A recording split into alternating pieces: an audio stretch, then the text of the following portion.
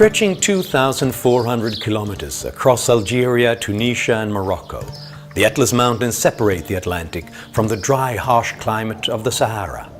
Here, small villages are largely inhabited by Berbers, present-day descendants of the pre-Arab inhabitants of North Africa. This is the tiny village of Ezeden Istar. It lies high in the Atlas Mountains in Morocco, and people live here today much like they did hundreds of years ago. Hama 8 Merim is 66 years old. Hama tends the goats and sheep that feed on grains, seeds and dry grasses. 6 of his children live at home with Hama and his wife, Rikia. The family pulls together. Everybody contributes to the work that has to be done. Every day, Rikia pounds and grinds the pits of dry dates so that the farm animals can easily digest them. Cousins Sarah and Fadima weave traditional wool rugs to be sold in the local market. These generate cash to buy food and supplies for the family. The Berbers are well known for their colorful handmade carpets.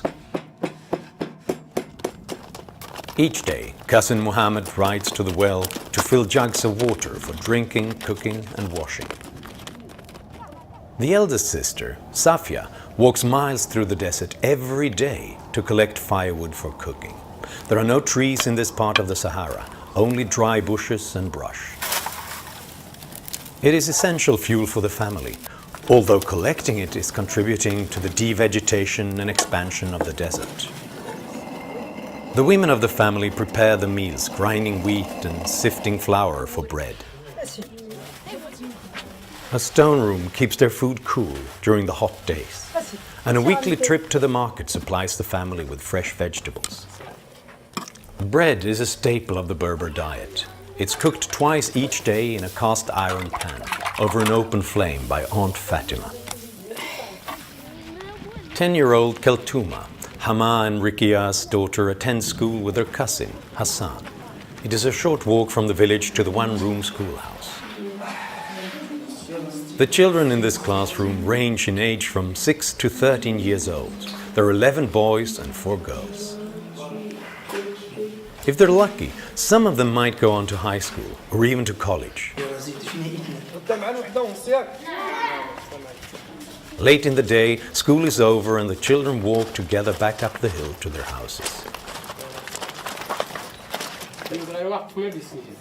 The 8 Merim family lives a good life, significantly better than much of the world's population. They have food, clothing, shelter, and a means of earning money.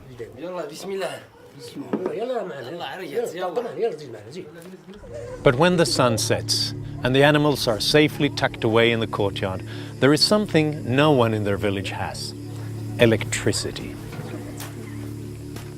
You might think these people's lives are simple and pure, close to nature, far from the hustle and bustle and the pressure and the stress of the modern world. These people wouldn't want electricity. You would be wrong. تغير المعيشة بزاف. المعيشة بلا الضوء راه ما كاينش ما كاينش. ولا نتفرج التلفازة ولا نتفرج الفيديو ولا نتفرج كله.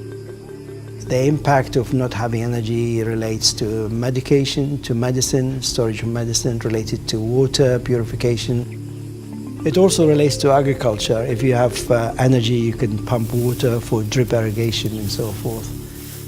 Living without electricity makes everything more difficult. You don't have any powered water wells, and of course you can't refrigerate the food. And any kind of farming or manufacturing activity must be done with manual or animal labor. It diminishes their quality of life because so much of your time, your daily routine, is occupied by providing this energy for yourself that it leaves you very little time to do anything else that's productive.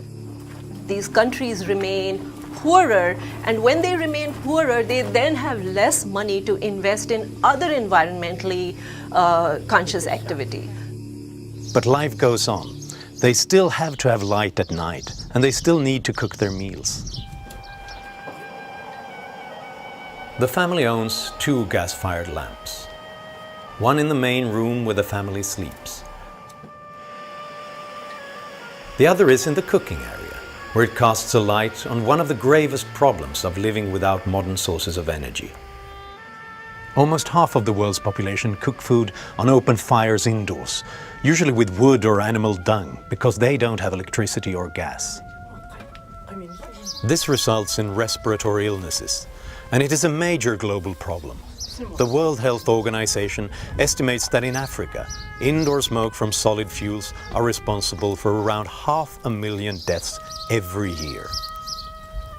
Globally, almost 2 million die, and the horribly sad truth is that half of those who die are children. الضوء تيداس المسائل